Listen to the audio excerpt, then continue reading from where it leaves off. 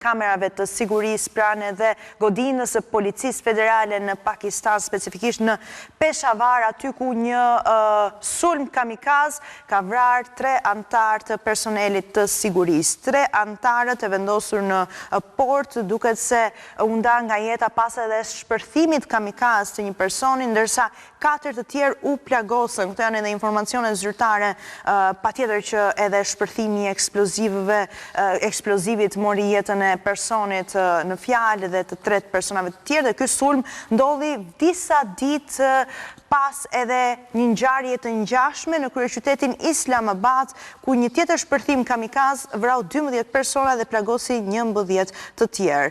Këto pamje tregojnë 3 punojësit e sigurisë që ruajnë portën kryesore të kompleksit.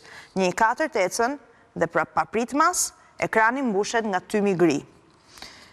Janë pamjet e kamerave të sigurisë të cilat janë verifikuar nga mediat si për shembull BBC Verified.